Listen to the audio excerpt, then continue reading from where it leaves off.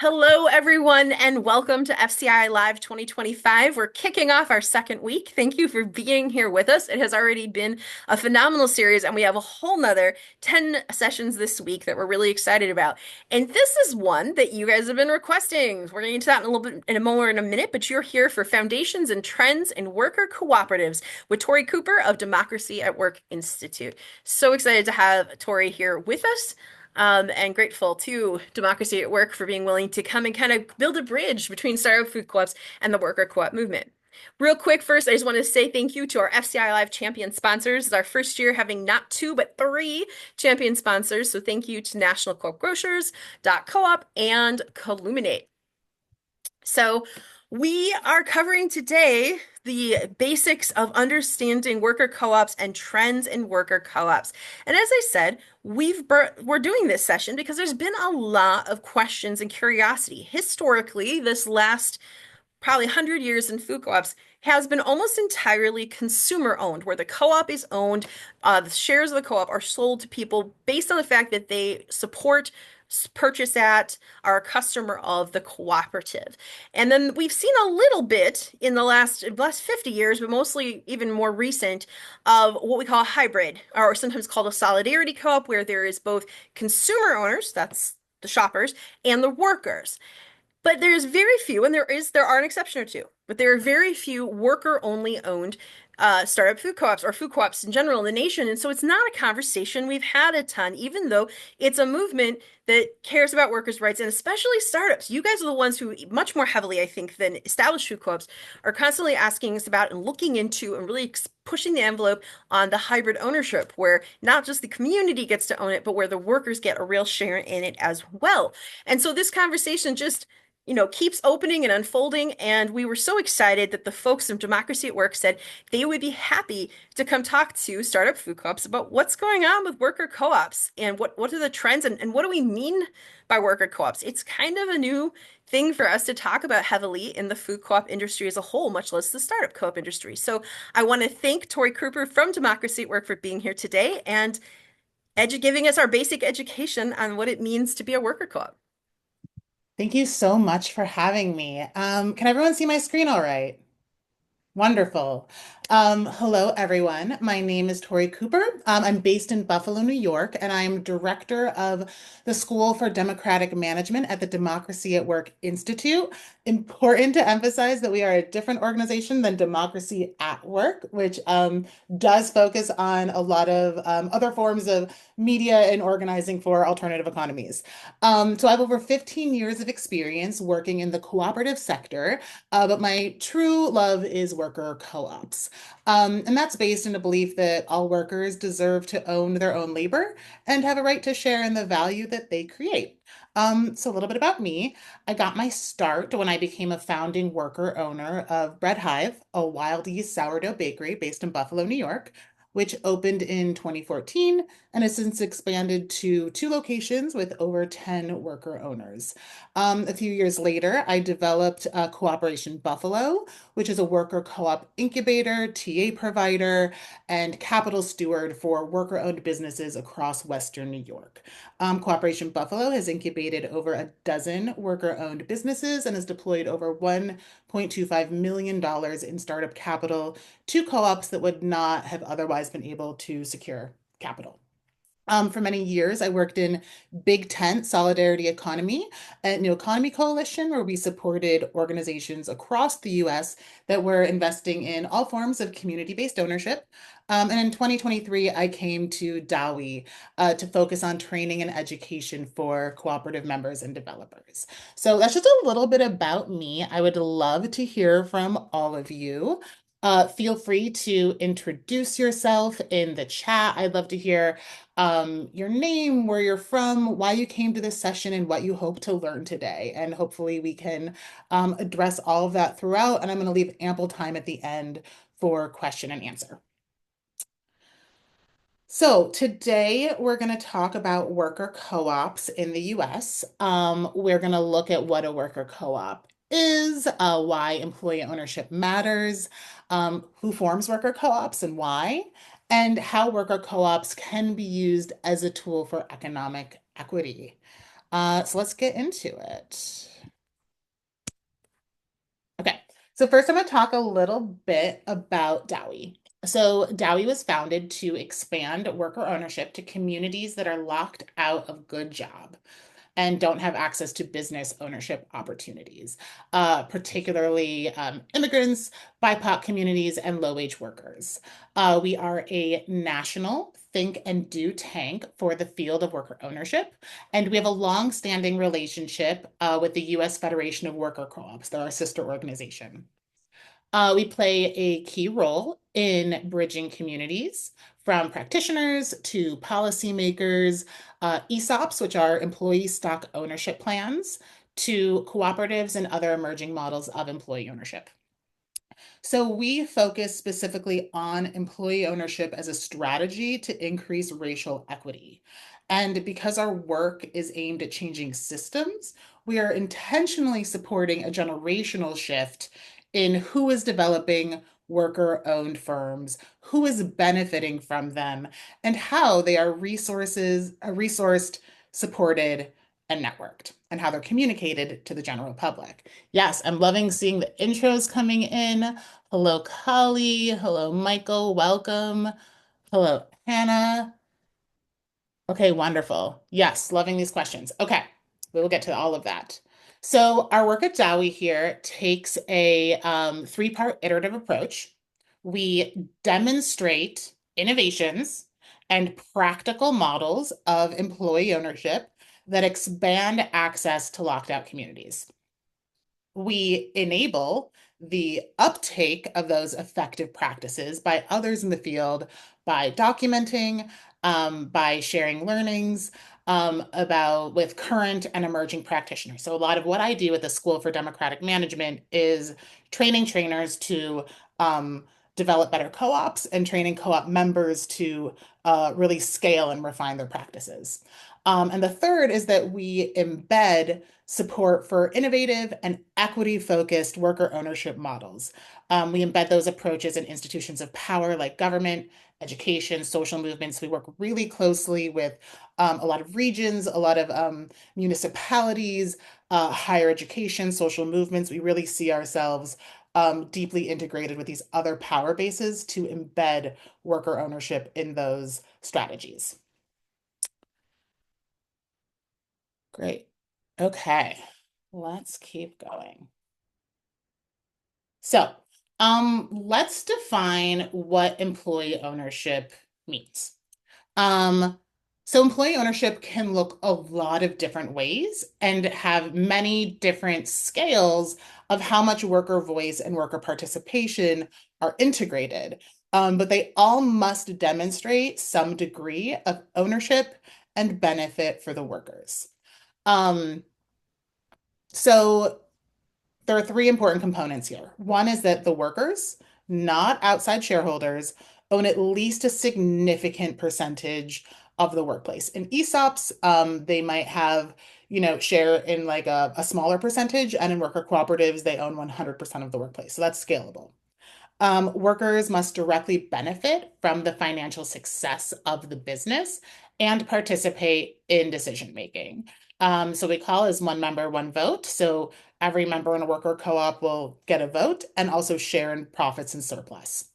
Employee-owned companies are found throughout the world in almost every industry, and they're often leaders in their field. I think we have this idea sometimes that worker co-ops are these tiny, like six-person bakeries or little coffee shops, but really these are highly scalable models. So across the US, we actually have 6,500 ESOPs, which are employee stock ownership plans, for example, Publix grocery stores and 1,300 worker co-ops, like Equal Exchange, where you may buy your coffee or chocolate or have those in your food co-ops.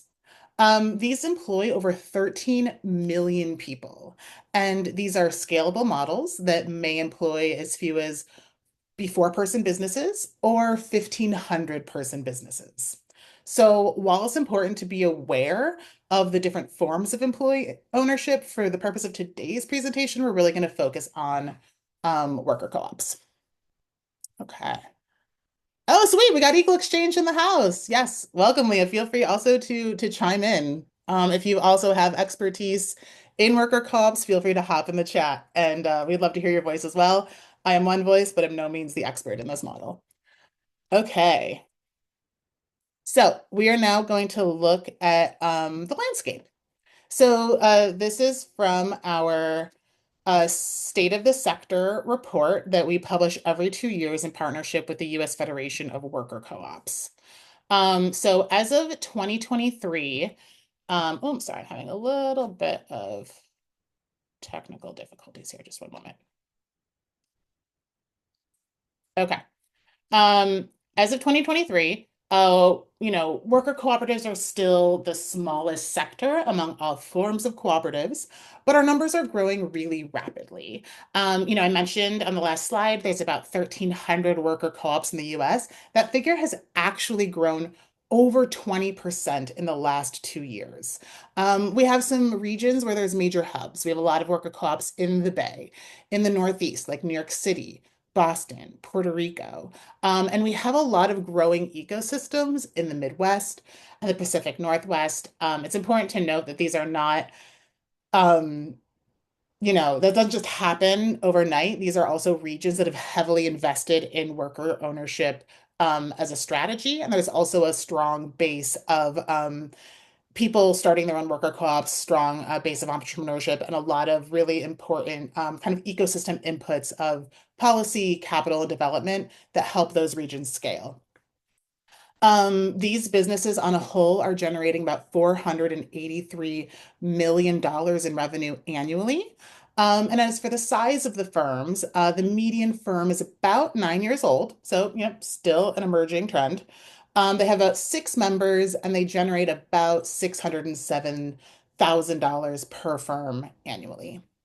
When we look at ratios between lowest and highest paid workers, as we know in conventional companies, that can be like 1 to 344, meaning the CEO is making 344 times that of the lowest paid workers. In co-ops, the highest paid person is only making about 1.5 times more than the lowest paid person. So we see that income equity really shrink, that ratio shrink. Membership in worker co-ops is also very diverse. 75% of co-op members are women, over 51% are Latin, and over 28% are Black. And we are really doing a lot of work. As I mentioned, we are here to advance racial justice, and we're trying to continue, increasing those numbers over time.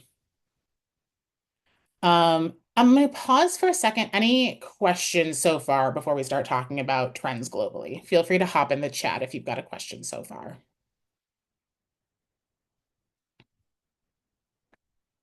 Pause for a moment, let them trickle in. Cool. And also Hannah will be tracking some questions and will let me know when they pop up. Yeah, I will absolutely let you know. And people have brought, as you said, when people introduce themselves, there's some topics and questions within there, but not specific to this moment. Great. Let's Okay. see. Uh, does the same size preclude the viability of making it multi-stage? Oh, okay. Yeah. That's a JQ question. We'll get to that in the Q&A. Great. We will circle back to that one. We'll Thank you. circle back. But we'll Yeah. keep a note of it. Thank you. Okay, so let's look globally. So while the worker co-op movement is still very much growing in the US, it is much more mature and more established in other parts of the world. So today we're going to lift up three regions, Spain, Italy, and Argentina, as examples. These are places where worker co-ops have really risen up and expanded during economic crises to create economic opportunity. When we look at Spain, and especially in the Basque region, there are over 18,000 worker co-ops today. Worker co-ops there originated during World War II in the Basque region after it was really bombed and then kind of abandoned and left quite destitute. And one of the approaches to rebuilding the economy came from a Catholic priest who started a school for youth on cooperation and manufacturing, Dr. Arizmendi Arrieta. And this small effort led to the development of hundreds of worker cooperatives, mostly in manufacturing, where there had already been an established sector. But they also created insurance cooperatives, cooperative banks, as well as a university focused on cooperative entrepreneurialism and management. That's called Mondragon, and that is kind of one of the seminal examples we look at when we look at models for cooperative development and scale. In Italy, we have over 25,000 worker co-ops, and their starts post World War II. The communists from the Emilia-Romagna region of Italy negotiated a deal with the Italian president that they'll stay out of national politics in exchange for money and autonomy to rebuild their local economy. So they formed a regional government that focused their economic strategy, again, on the starting up of manufacturing co-ops. So to do this, they created technical assistance centers to support worker co-ops, and they built these manufacturing networks throughout the region for collaboration among the cooperatives. And today that region has the most worker co-ops, like highest density in the world. And then when we look at Latin America, we can highlight Argentina. They have over 6,000 worker co-ops, and that really scaled quickly after the economic crisis of the early 2000s. That led to a large number of factory takeovers by organized workers. A lot of factory owners were pulling out, closing factories. The workers occupied the factories and converted them into worker cooperatives. And although the factory workers had little support from national government, they were highly supported by unions, local communities, and also some of the European worker cooperative movement supported those organizing efforts. This was followed by some actual government initiated efforts to create a number of service jobs in cooperatives in construction, garbage pickup, things like that. Um, cool. And feel free if there are any questions at any point, drop them in the chat. Okay, so now that we have a sense of scale, let's get into the nitty-gritty of how worker co-ops actually function. So worker co-ops are businesses that are owned by the workers, and that ownership allows the members, the workers, to control the operations and strategic direction of the business and directly benefit from the business's success. So first off, in a worker co-op, the workers make a financial investment in the company called a member share, and everyone invests the same amount. The co-op decides how much that amount will be. Usually it's based on the industry they're in, the value of the company. It is designed to be a substantial investment, but also not necessarily a barrier for participation. So it also takes into account those factors as well. Secondly, decisions are made on a one member, one vote basis.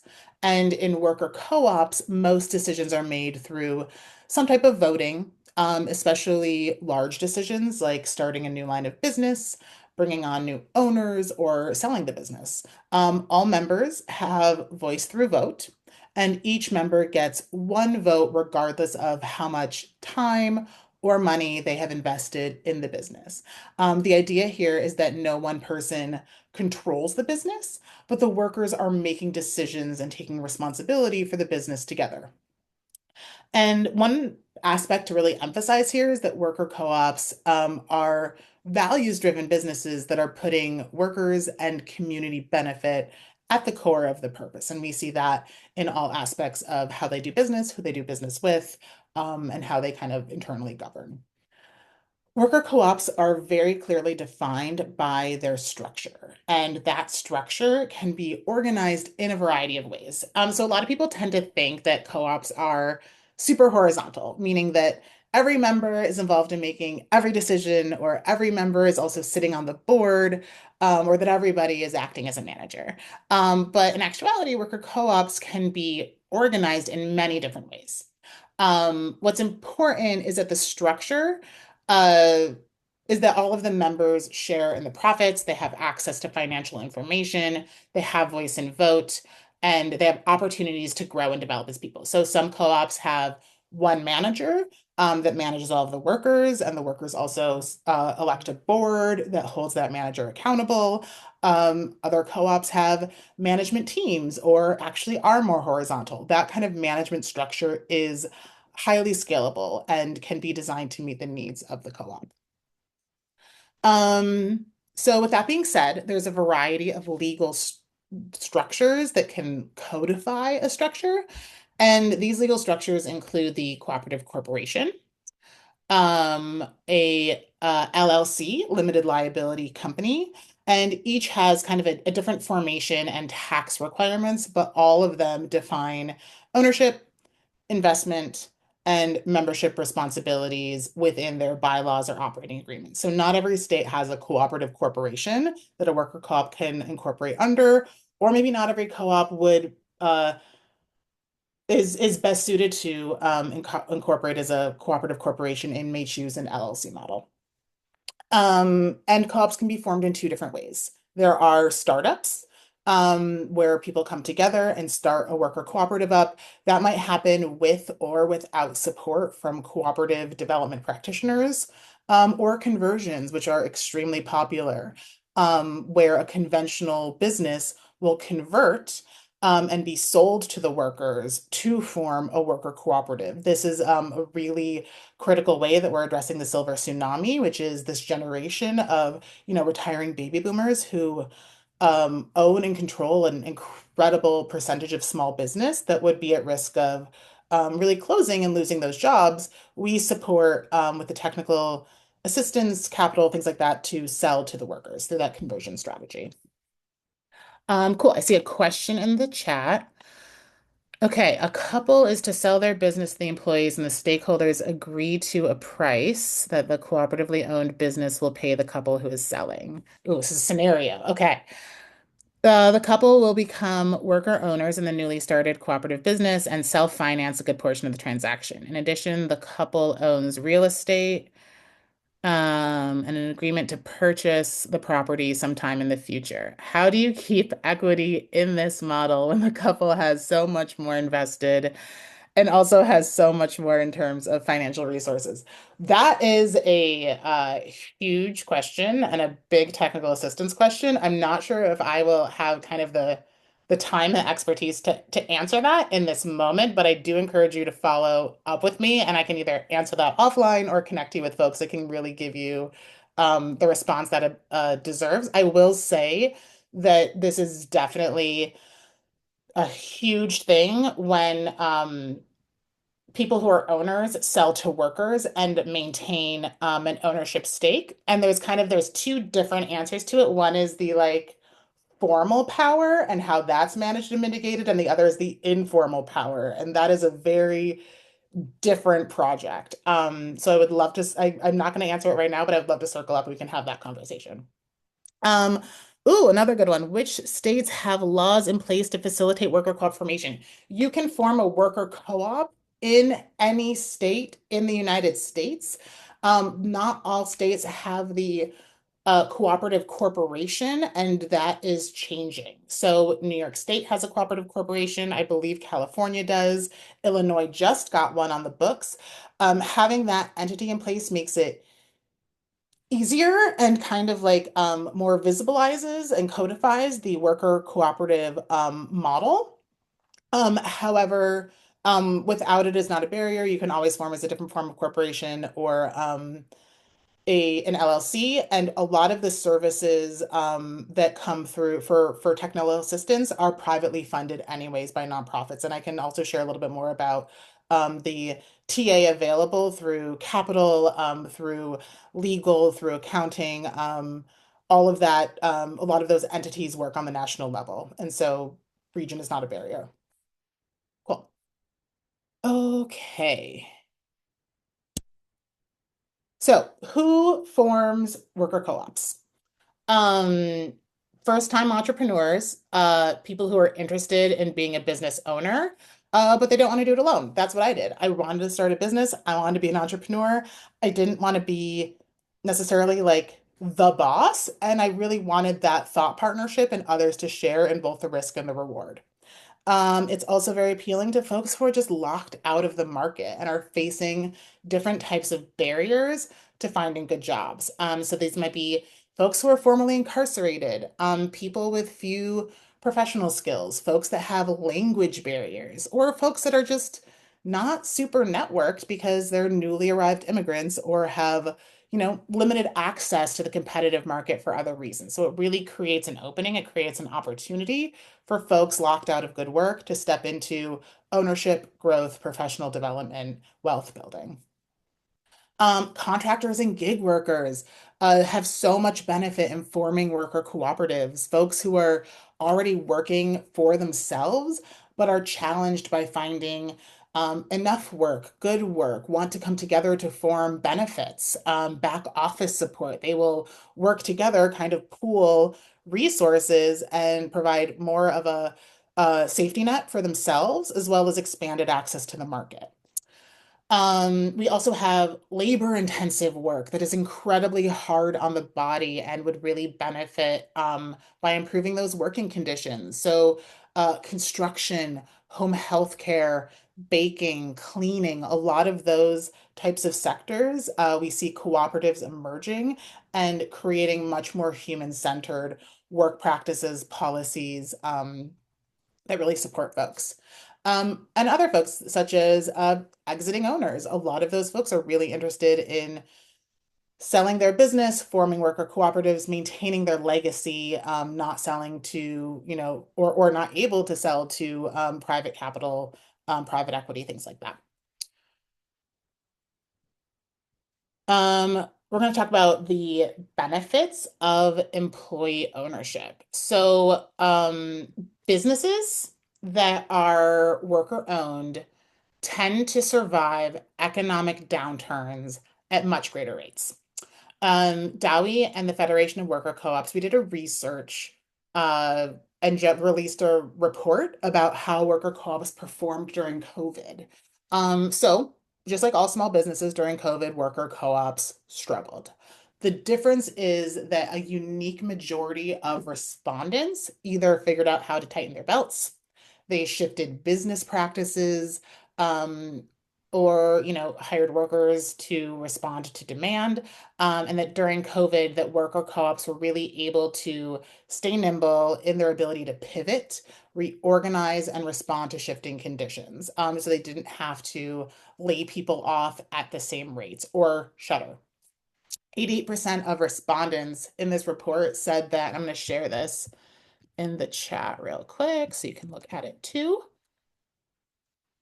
88% of respondents said that they had structures in place to quickly make decisions in the workplace, so they were able to adapt and respond to COVID. And they appeared to kind of spread the burden for staffing reductions across the workforce to avoid individual layoffs. They also prioritize putting their resources into staff compensation, even in the face of, losing overall profitability. So that was a huge, and we've seen that also internationally across the board. It is just a more resilient model in this time of like economic turbulence and crisis, which I think will be happening for some time to come.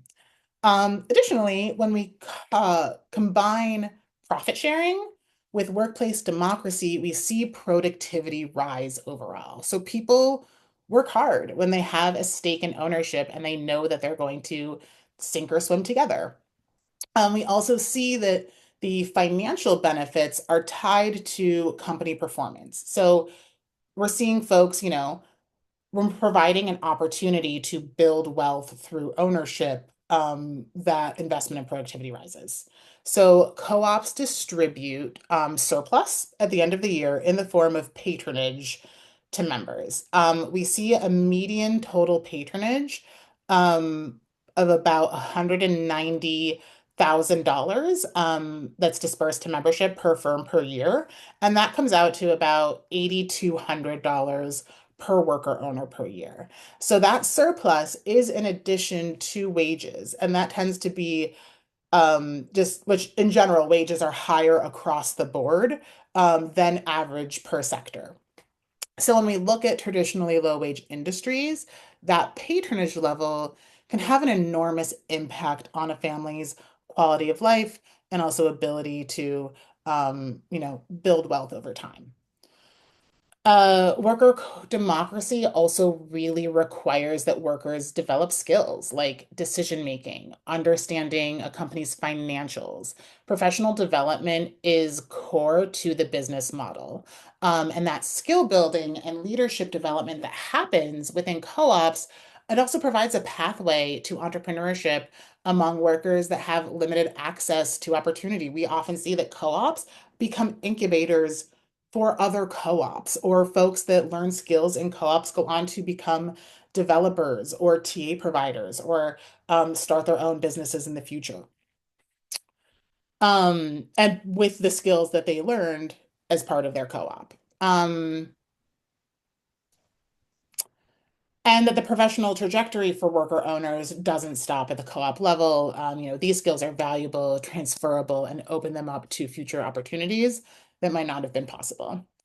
And another benefit is that these firms create and retain good jobs. And when workers own their jobs, they tend to pay themselves better, they provide better working conditions, and they have lower turnover rates. Um, and worker co-op jobs stay put. They don't get outsourced, they don't leave communities. So our co-ops create and retain jobs that are high quality and locally rooted. We do see that folks stay in those jobs for longer than when we look across averages across the sector. So in 2019, the industry-wide caregiver turnover rate for that sector was about 64%. And while that was an improvement from the 82% turnover rate reported in 2018, across the bar, the home care cooperative sector delivered only a 36% turnover rate. So we're seeing far less burnout, far less turnover, far higher retention when these sectors are cooperatively owned.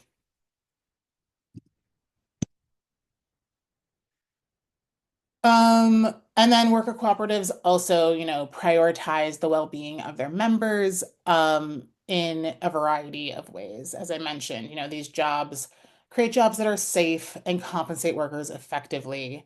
Accessibility is another essential benefit, especially when at a time that so many workers are being left behind with our current economic conditions. Worker co-ops can be geared towards organizing workers that have um, access barriers to accessing good jobs, or are kind of like occupationally segregated for the reasons. We do have strong partnerships with unions. Unions and worker co-ops have really intersected many times over the course of history. And both separately and together, they play a really instrumental role in protecting the rights of workers, livelihoods, and work to build worker voice and power. And we see a lot of examples of union co-ops in which workers have had a collective bargaining agreement or other specific affiliation through a labor union. Oftentimes, labor unions really help in the early stages to establish worker co-ops and lay the groundwork for employment standards. And also, there are co-ops that are joining labor unions in order to access, pay in those dues, which really support the labor unions while accessing some of those collective benefits that they wouldn't be able to maybe access otherwise. So, some examples of union co-ops include CHCA, Cooperative Home Care Associates. It's one of the largest and oldest home care co-ops in the country. They are SEIU 1199. New Arrow Windows and Doors in Chicago, and United Electrical are both local 1110 in manufacturing. And the Allied Up Cooperative are part of the SEIU United Healthcare West, and that's a healthcare staffing cooperative. So we see a lot of co-ops able to scale really quickly, also as part of these union membership. And looking at employee ownership as a tool for economic equity, employee ownership is fantastic. It's not a cure-all. We describe it as a tool. It is good at solving very specific challenges, a couple of them that we'd named already. I'd also like to include, job preservation and what is described on this slide, which is closing the racial wealth gap. According to the National Community Reinvestment Coalition, household wealth in white families is 6 times that of household wealth in Black households, and 4 times that of Latinx households. So we know the greatest contributors to household wealth, home ownership, and business ownership. And families of color have far less access to both of these because they have fewer assets, less access to loans, um, both homeownership loans as well as business loans, and less access to friends and families of wealth, which is also a determinant of business success. So taking this into account, there is tremendous opportunity to ensure that Black and Brown households can access wealth building through the power of ownership in a thriving business. Um, and the ownership transitions and conversions are one of the most effective pathways of providing this opportunity. They provide financial benefit tied to the profits that the workers help generate, and they root businesses and jobs in communities and continue to offer critical and sometimes very culturally specific services to those local communities through, the services they're delivering. We have also seen a huge shift over the past decade in who has been using the model. 10 years ago, workers were really looking to exit the mainstream economy using the model, but now workers are really using the model to gain access to the mainstream economy and benefit from the fruits of their labor. So that was a lot of me sharing a lot of information in a very short period of time. I really want to open it up now to questions. I can answer big questions. I'll try to answer some of the nitty-gritty ones, but I also would love to follow up after if there are things I can't answer today.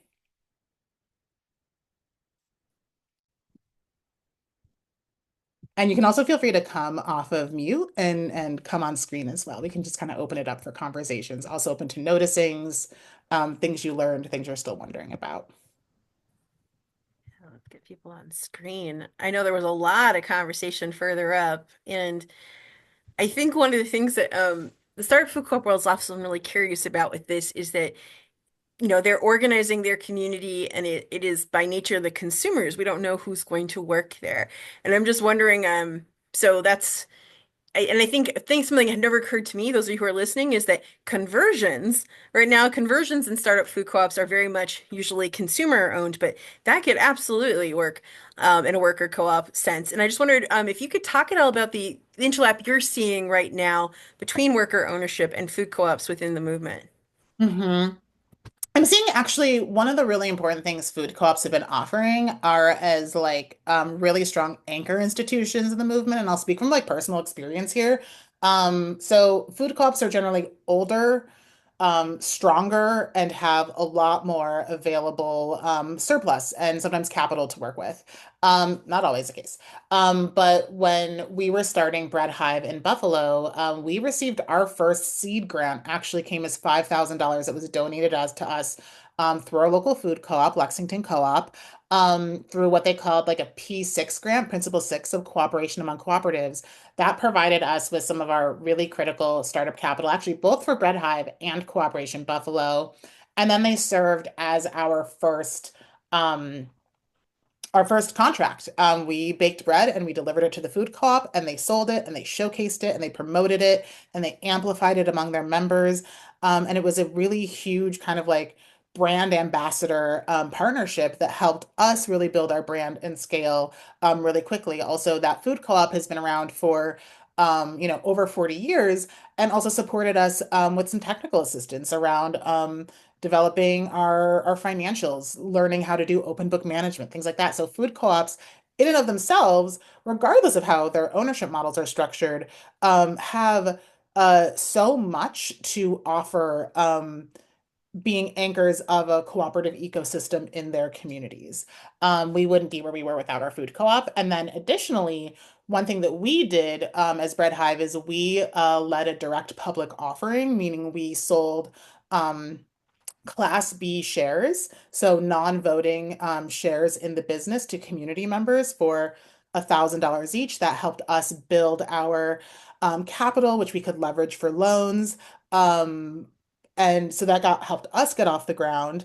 And then we actually, one of our members was on the board of our food co-op and helped the food co-op do their DPO to open a second location. So there was a really strong mutual exchange of skills and of ways of supporting each other's growth and expansion. I, I have a question, Tori. Mhm. May, who provided you the assistance to do your direct public offering to the non-worker owners? And that sounds like it. Did you get like pro bono legal help or any? How Yeah. did you? Jonathan Johnson is an OG of worker co-ops.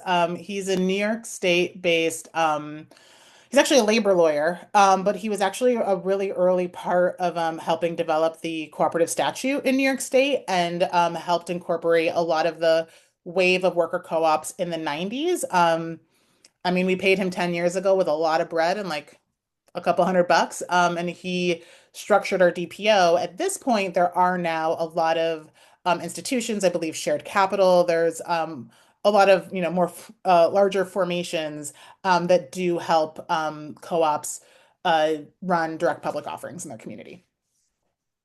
Yeah.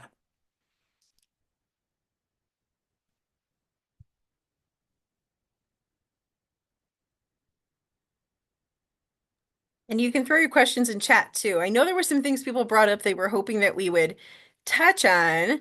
Um, so that's really if they were interesting. Yeah, I think Joe speaks for a lot of us, I think, when he's like, what can we, as we're startup food co-ops trying to get open as mostly as consumer, but what can we take away from what can we learn from the worker co-op movement to and what can we take away from it to really integrate collaboration, but also to integrate, putting workers' rights forward, just what are your thoughts on if someone was starting a consumer co-op at this point?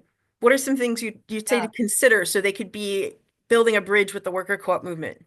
I think centering worker voice as like an important piece to kind of bake in, like, is there a seat on the board that represents the workers? I think that's one really practical way. I think that, I've seen in a lot of different worker co-ops, they've, either there seems to be sometimes like a tension between the consumer ownership body and like the worker ownership body, or like tensions around priorities. And I think like really coming together and giving everyone a seat at the table and figuring out like practical solutions that meet everyone's needs is really important. And I think that can happen in small ways. They don't all have to be, multi-stakeholder. They don't all have to be like the biggest expression of that. It can start happening in those smaller formations. Also, participatory management. A lot of co-ops will include open book management, where workers are really involved in recognizing what their target goals are and how their actions impact those target goals, so that they can feel that stake and that ownership in the success of the co-op, and that also their voice is heard and their ideas are heard by management and maybe different things that can be shifted. I love that. And I will mention to startups who are on here too. Like you can codify that now. If that's important to your values, even if you're a consumer co-op, like you can codify now in your bylaws that there is a staff seat on the board. So if that's important to your values now, ask the questions now about how you're going to codify that into your consumer co-op. Because I will tell you, once the store's open and everyone's just desperately trying to figure out how to run the store and keep it running, that thing's going to fall to the wayside if it isn't codified. So I just want to second a lot of what Tori's saying is a lot of that stuff you have control over as the board before the GM ever shows up and can codify. Yeah.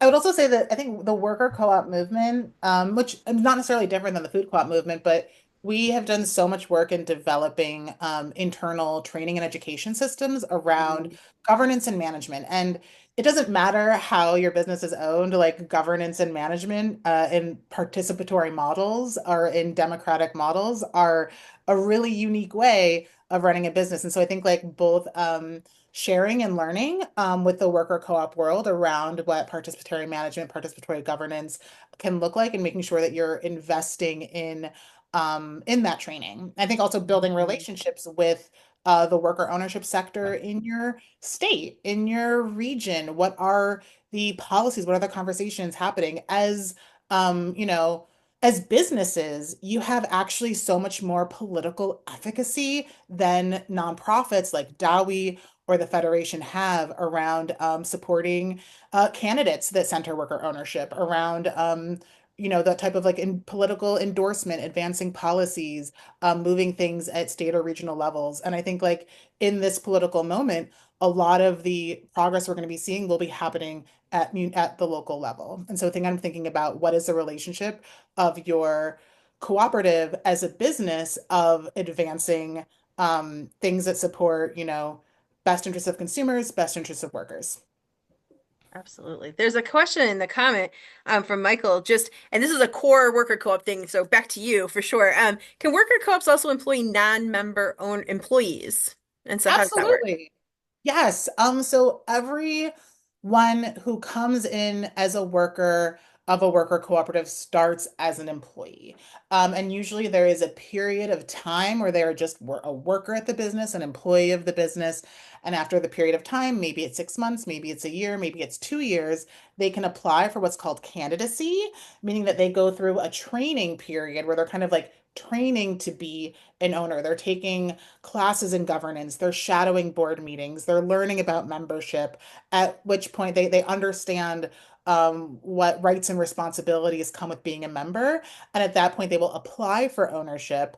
They will get voted in by whatever the process is among the worker owners, and then actually buy into ownership. Some co-ops, they either want everyone to be on a track to becoming an owner, and many co-ops, you can work your whole career there just as an employee, and not work as an owner. There's that possibility. If a worker doesn't have enough cash to buy in, how does that work? Yes, many workers don't. And so how that works is that the co-op will kind of create a payment plan over a year or 2 years, and that member share is deducted from paychecks by, $10 a week, $50 a month, whatever it might be, until that member share is paid off. And then they also get that membership share back when they leave the cooperative. You brought up something I think is I was going to ask about like you so the worker co-op movement from what I little I know of it does an amazing job in investing in education as empowerment, and I think the food co-op world has a lot to learn from that, and I wonder if there's anything you can share about how education, like how do you guys integrate education into the formation of your co-op. I think we could learn a lot from that as startups. At the School for Democratic Management, the one thing we say is that managers teach what they know and share power. And we actually, I'm going to drop it in here. Democratic Management. Actually, I'm going to drop my email in a couple. So we have a website for Democratic Management that is our training and education site. That's my email, and that's our school. And then if you just Google School for Democratic Management, sorry, I was supposed to have these loaded up and I didn't. So there's a lot of existing training organizations and kind of like pre-existing curriculum for both developer training and member training. Um, and within worker co-ops, there's usually 3 levels of training. There is a set curriculum that is training for new members, um, or becoming part of the co-op, as well as kind of like refresher trainings that all members have to go through every single year to kind of like brush up or advance skills. And that's required to remain part of the co-op, and oftentimes those hours are also paid for by the co-op. It's compensated time. There's also separate training for managers and for board members. So those are the 3 levels of training that happen within the cooperative, as well as cooperative developers, who are the ones who are providing technical assistance that are not, members of the cooperative, just helping launch them. What Dowie does is we train and educate cooperative developers to enter the field really equipped. There's also a number of other organizations that do it. And one of the things we're trying to do in building the School for Democratic Management is create a one-stop shop where other co-ops and other developers can send their members to access high quality, kind of best in class training and education on a variety of these topics that also do translate to other forms of co-ops and ownership. Ooh, I love that. And Asada, I see the hand up.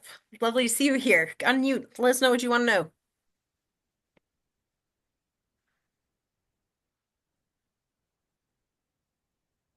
Oh, are you still there, Asada? I'm Here we here. go. One, I just wanted to say that I'm so happy I came and Corporation Buffalo Love. I toured there before we kind of got into cooperative development with your with the the organizing organization. I had the construction company that was hiring people from the neighborhood, which inspired us to start a construction cooperative. Just want to say that. So shout out to Buffalo. The thing I wanted to say is that we are actually JQ organizing as a worker, a multi stakeholder cooperative in Houston because our needs aren't just food, they're also economic opportunities, right? And so we see this as a job creator, right? Because we had grocery stores in our neighborhood and we had places where our residents work. And one of our big things against the store that people love, fresh food, they do a lot of local entrepreneur, like all of that. But it doesn't feel like it's your neighborhood. It feels like you're in a store with a bunch of strangers, right? And so we actively want our neighbors to be there to greet us in the grocery store. And they're part of developing the co-op now. I mean, JQ knows this if anybody met them in Detroit, right?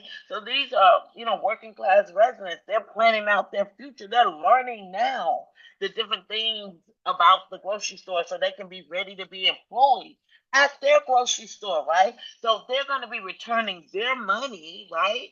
The money they're earning, they're going to be putting it back in the business. And we want that. That's called a solidarity economy. So for us, workers, we're in this, we didn't get into this for the food first and foremost. The food was part of it, but we never do anything around the consumer without dealing with the worker. Because as people of African descent, right, we're the least, the last, and the forgotten when it comes to the labor market, right? The barriers are so great against us. So any business we do has to create a business for our community, for us to be relevant, right? So the only way we're gonna compete is be like, your mother works at that store, right? Your cousin works at that store. Like, you need to give us, $250 a month because you put money in your people's pockets. That's what because to compete, we have to have a competitive advantage. And for us, that worker part is a part of that advantage because we got a good, it's not in our neighborhood, but they get a little shimmy and they can get to it. And it's always going to be a competitor for us. So we have to have that advantage. So we're doing that with the worker part. And And I'm this real is a great quickly going to conversation. shout out that, again, startups really want this. And the first two effectively execute and activate the worker class in a multi-stakeholder startup food co-op. Gem City Market did it this January. After being open almost 2 years, their workers activated the worker shares, and it was their choice. They did education for 2 years, and that was the first time they decided to go for it. So startups have been putting it in their bylaws, but not getting there. Gem City finally got there. I'm going to shut up and let Tori talk, though, about worker-owned food co-ops. Yeah, thank you for sharing that. And Asada, I think I may have met you. I think I sat next to you like 2 years ago at the Co-op Cincy conference, and it was amazing to meet you. So I just love that we are the people we are looking for, and we're in all the spaces. Yeah, I just wanted to also kind of shout out like some examples that you reminded me of. These are worker-owned grocery stores that are also like major anchors in their community. So there's Mandela Cooperative Grocery out of Oakland. They come out of the Black Panther tradition, and they're kind of like revitalizing that kind of like base in that region where there was just incredible base, and they really focus on being like a really safe space and generative space in the neighborhood and in the community. There's also Rainbow Grocery, that's also in the Bay, that's in San Francisco.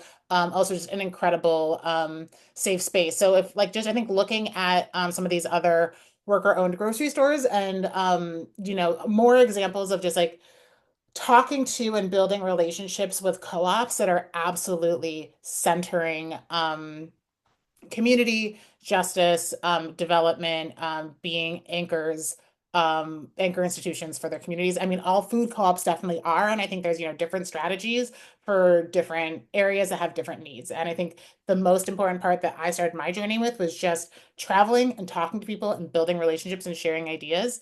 And that really, I think, just creates a lot more imagining of what can be possible in our own communities. Yes, Mandela was a startup and they worked with a nonprofit to form, yes, as a Yeah, I just wanted to throw out there, Mandela is actually an example. It's the only one's ever been pulled off. It was a startup food co-op that we know of that opened as a worker co-op only, worker only. So, and I hate to do this, but we need to wrap up now and thank Tori, just as the conversation is getting super darn juicy. So so I think we're gonna have to have her back. But I want to thank Tori so much and the Democracy at Work Institute for being willing to build this bridge with us, to educate us today, to teach us about this. We clearly have more to talk about. So we'll be inviting her back. But thank you so, so much, Tori, for starting this conversation with us. And I just want to mention, you guys, I know I keep saying this, but you just got an email with a 2-minute survey. It takes 2 minutes. And if you fill it out, that gives us the data to keep applying for the grants and getting the sponsorship to keep this series free. So it's a way, and also we're going to share that information with Tori as well. So she has that feedback for the same reasons, and also because we all want to constantly be improving what we're doing. So it's a way you can say thank you for the session is to go take that 2-minute survey. It's in your email box right now. All right. So before we wrap up, we have 2 more sessions today, really different topics, dissecting the definition of healthy with Gabby Davis. If you have not seen Gabby present this topic from National Co-op Grocers, this is a don't miss. This one's actually almost full. So you better go register now if you want to come this afternoon. It's going to be an incredible session. And then tonight we're going to be talking about expanding your fundraising reach, how food co-ops, startup food co-ops can partner with nonprofits to accept grants, donations together that meet both of their missions and help open your food co-op. So we're going to be talking to the folks from the Cooperative Development Fund about that tonight. Last but not least, I just want to thank our sponsors. This is the highest number of sponsors we've ever had for FCI Live. We really appreciate them for believing in the power of the startup food co-op movement and making this possible. Thank you to them. And I'm going to stop recording. And